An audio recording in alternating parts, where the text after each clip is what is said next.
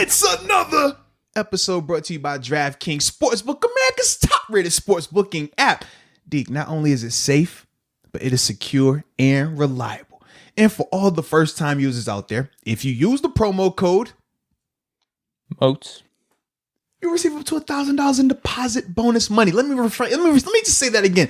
If you use case the someone promo didn't hear code, that, right? If they didn't hear it, if you use the promo code MOATS, you will receive up to $1,000 in deposit bonus money. So stop wasting time. Download the app, use the promo code, and get an opportunity to make a little money.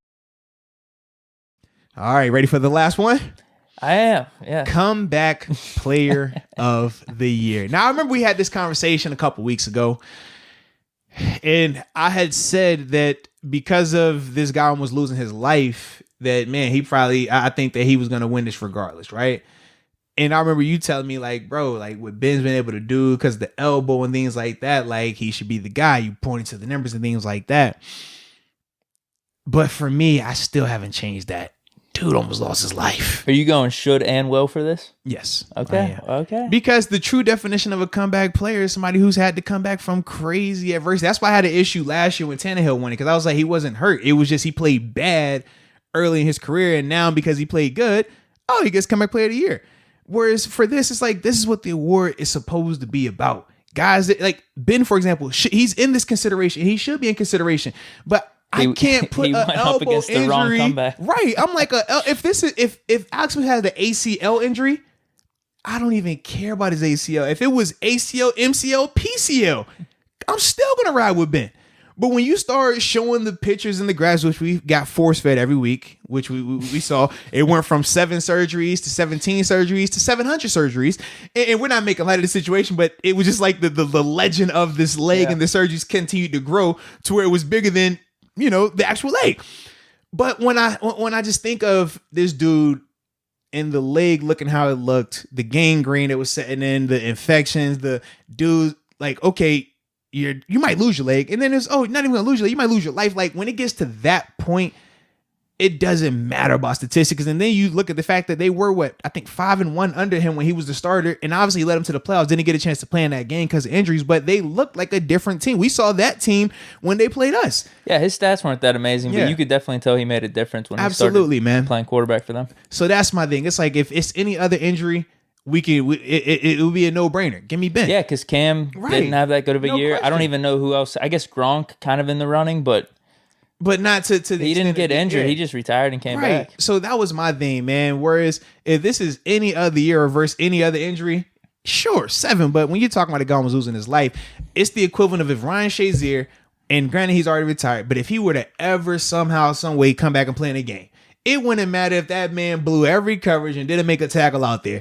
We all know he would win it unanimously because of the severity of the injury. It's certain injuries. It's just like, bro, as much as I want to give it to our, you know what I'm saying? I can't even say my guy because I know how much you love him. So it's like our guy, you know what I mean? But I can't even, like, just because it's like, dude, he almost died. It's different, man. It's different when you almost lose your life, baby. Man, you brought up Shazier, and that almost foils my point a little bit, because if it was Shazier, I'd be like, yeah, he easily wins no-brainer, it, you know? Maybe not. I don't know, though. I don't know what I would look like in 2 or 3 years down the line. Because we know whatever equals Ben winning in this argument, everybody else is a casualty of war. Shazier just became a casualty of war right there for you, man. We've seen you do this with the wide receivers before. You went from, hey, our wide receivers are the best in the AFC North to, man, our wide receivers are terrible. You look at the cast that Ben's playing with. And so I'm just saying. Shout out to my dog Shay. I'm gonna take the knife out your back. I know he just said in a normal year, if Shazier any time would have been, you would have won it. I used you in the wrong argument. All right, this includes 7, and as much as he loves you, he loves 7 a lot more. So. I'd like to think. Actually, this is not mine. This is yours. You take that. If someone got hurt middle of the season, then came back the next season, it was just so happened to be the same year that Shazier came back. I would like to think. I'm just going, all right, both players came back. Who had the better year? Who had the better stats? We're not going to do that. I would like to think that's going to be me in that scenario. So I'm going to say that I'm going to do it in this scenario too. Both players came back, and Ben was the better comeback. Then, hold on. Now you're going to make me retract the statement. Now, earlier today, I said, man, you never lie to me. earlier. I said, man, usually, you know what I'm saying, it's the biasness that is covered up and you just don't just come out and flat out say it. But I said, you never just lied to me. Right after you just flat out lied to me, man. Ain't no way. You talk about if Shazier Kareem were to come back, that you gonna be over here. Oh, well, whose numbers were better between this? He hurt his shoulder, separated shoulder, missed 3 games last year. My man was paralyzed temporarily. Oh, well, you know what? That shoulder injury, man, that was tough. Boy, he had 100 tackles this year, so I'm gonna roll with him. No, you're not. I kind of view these awards though, as merit based, right? No. When has the comeback player of the year ever not been merit based up to this point? What do you mean? That's my thing. When has it involved somebody almost losing their life? Typically, if we're going ACL versus ACL, those are comparable. That's right? what I mean. They're flipping the switch on me now. All of a sudden, no. It's always been off for comparable injuries. When the comeback race, right? If they have multiple candidates that are tight in terms of, man, okay, we think these 2 guys are the favorites. Now you start splitting hairs. Okay, well, what were the injuries? Okay, it's an ACL for this running back. That's tough. That's a lot that we're gonna look into right here. Okay, what was it? An elbow to the throwing arm? Okay, cool. Okay, was it? Oh, you almost died. Oh, huh. You heard the difference right there? I don't know if you heard it. Hold on. We'll do it again. Oh, you had an ankle. Your ankle broke.